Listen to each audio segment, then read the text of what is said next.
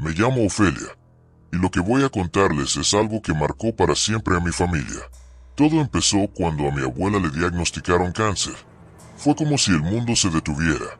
Los médicos fueron muy claros. Ya no había nada que hacer, solo dejarla en casa, tranquila, a esperar. Mi mamá, Susana, y su hermana estaban destrozadas. Ver a la mujer que las crió apagarse lentamente era insoportable. Y en medio de esa desesperación, una vecina les habló de una curandera. Yo no creía mucho en esas cosas, pero cuando uno ama a alguien, a veces se agarra de cualquier esperanza, por pequeña que sea. Así fue como todo comenzó. Creímos que no había nada más que perder, pero no sabíamos que, al abrir esa puerta, podíamos perder mucho más que a mi abuela. Esa misma tarde llegó Guadalupe. Era una mujer muy mayor, tal vez de unos 75 años, pero había algo en ella que no encajaba. Su mirada era demasiado fija, intensa, como si supiera cosas que nadie más sabía. Caminaba lento, arrastrando un bolso viejo lleno de cosas que hacían ruido metálico. Apenas la vio, mi abuela se molestó. «No quiero brujas en mi casa», gritó desde su habitación del primer piso. «No creo en esas cosas, déjeme morir tranquila». Mi mamá y mi tía le suplicaron. Le dijeron que solo era una última oportunidad, que no perdía nada. Al final, resignada, accedió. Guadalupe no dijo ni una palabra. Empezó a caminar por toda la casa como si la conociera de antes, tocando las paredes, cerrando puertas, dibujando con un gis unas marcas raras sobre el suelo. Después se detuvo frente a nosotras, nos miró fijamente y dijo con una voz seca: «Pase lo que pase, no bajen al primer piso. No importa lo que oigan, no bajen». Luego nos pidió que nos tomáramos de las manos. Sacó unas velas gruesas de su bolso, las colocó en círculo y les prendió fuego. El olor fue horrible. Era como carne podrida, como si algo muerto estuviera siendo quemado justo allí, frente a nosotras. Comenzó a dibujar símbolos con una mezcla espesa que parecía sangre, mientras murmuraba cosas en un idioma que nunca había escuchado. «Escúchenme bien», nos advirtió. «Él puede tomar a la más débil de mente. No permitan que entre en ustedes. Sean fuertes». Yo solo pensaba en mi abuela. Tenía que resistir. Entonces, Guadalupe levantó la mano izquierda y gritó: «Yo te invoco». Dijo el nombre, pero no quiero repetirlo. Ese nombre lo tengo grabado en mi cabeza. «Yo te invoco. Ven y hagamos un trato justo». Su mano empezó a calentarse. La sentí como fuego vivo, tanto que quise soltarme, pero tenía miedo. Cerré los ojos con fuerza. Hasta que no pude más, los abrí. Y lo que vi no era Guadalupe. Sus ojos ya no eran blancos, eran de un amarillo podrido. Su rostro se había endurecido, tosco, como si algo estuviera deformándola desde dentro. Me miró directo, y con una voz masculina, profunda, repitió 3 veces: «La quiero a ella, la quiero a ella, la quiero a ella». Esa voz no era humana.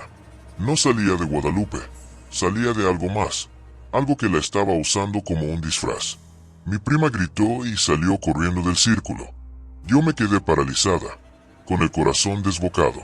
Guadalupe, o lo que fuera que la habitaba, comenzó a reír.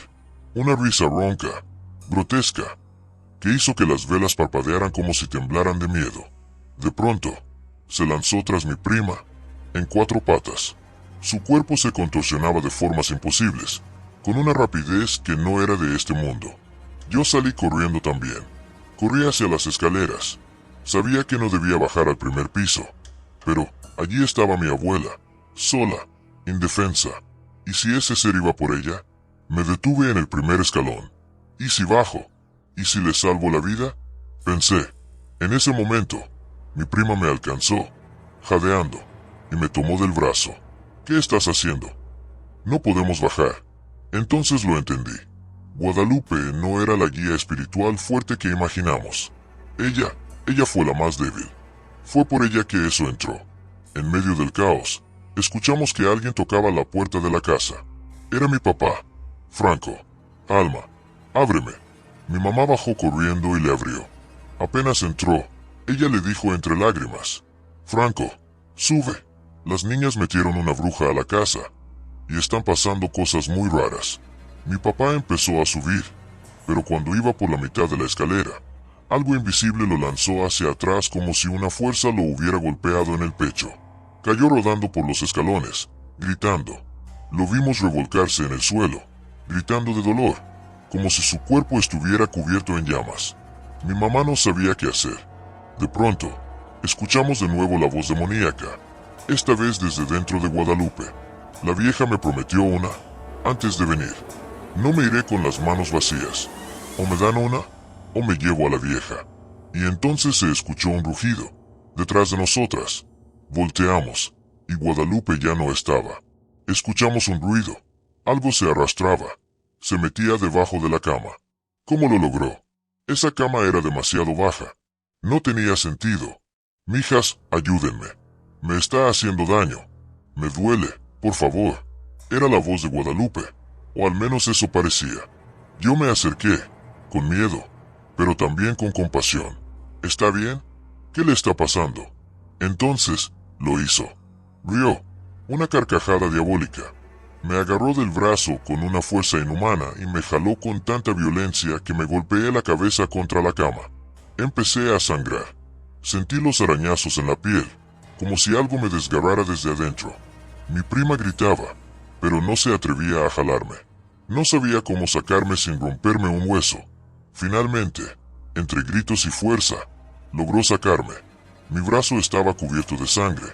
Tenía una herida profunda, como hecha con garras. Fue entonces cuando comprendimos, ya no estábamos lidiando con una mujer, ni siquiera con un espíritu. Eso era algo peor. Mi prima y yo empezamos a gritar por la ventana, desesperadas. ¡Ayuda! Por favor, alguien ayúdenos. Pero ya era de noche, y parecía que el mundo afuera estaba muerto. Nadie contestaba, nadie escuchaba. Dentro de la casa, el aire era irrespirable. El humo de las velas seguía flotando, y cada rincón estaba impregnado con ese olor a carne descompuesta. Lo peor era el silencio, un silencio espeso, como si algo estuviera conteniendo la respiración junto a nosotras. De pronto, desde otra habitación, escuchamos una voz temblorosa. Niñas, de verdad que lo siento mucho. Yo solo quería ayudarlas. Era Guadalupe. Nos acercamos lentamente a la puerta, y entonces la vimos. Sus ojos brillaban en la oscuridad, flotando en lo alto, y luego apareció su cuerpo, levitando. Tenía una herida profunda en el cuello, como si algo hubiera intentado degollarla. La sangre le chorreaba por la blusa, pero su rostro no mostraba dolor. Sonreía. De pronto, cayó al piso como un peso muerto. El golpe fue seco, y luego empezó a convulsionar. Su cuerpo se doblaba en ángulos imposibles. Su espalda golpeaba contra el suelo. Sus piernas se retorcían como si fueran de trapo. Queríamos ayudarla, pero el miedo nos paralizaba. ¿Y si ya no es ella? ¿Y si eso está jugando con nosotras? Susurró mi prima. La energía en la casa empezó a cambiar. Era como si algo, o alguien, se moviera sin cuerpo. Escuchábamos pasos en el techo, puertas que se abrían y cerraban solas, un murmullo constante en nuestros oídos que no podíamos entender. Unos minutos después Guadalupe dejó de convulsionar. Lentamente, se levantó. Se tambaleaba. Su cuello seguía sangrando, pero sus ojos ya no brillaban como antes. Perdón, niñas. Yo solo quería ayudarlas, dijo, con la voz temblorosa. Guadalupe apenas podía mantenerse en pie. Perdón, repitió con voz apagada. Caminó unos pasos, tambaleándose, y se dejó caer sentada contra la pared, con la mirada perdida. Creí que estaba preparada, pero no sabía con qué me estaba metiendo. Mi prima y yo no dijimos nada. Nos abrazamos, temblando, sintiendo que todo había cambiado. Ahora él está allá abajo, con su abuela. Esas fueron sus últimas palabras antes de cerrar los ojos y quedar en silencio. No entendíamos nada. ¿Qué había querido decir?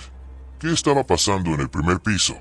Pero algo sí sabíamos. Lo que habíamos visto esa noche no iba a terminar ahí, porque esa fue solo la primera tragedia en mi familia.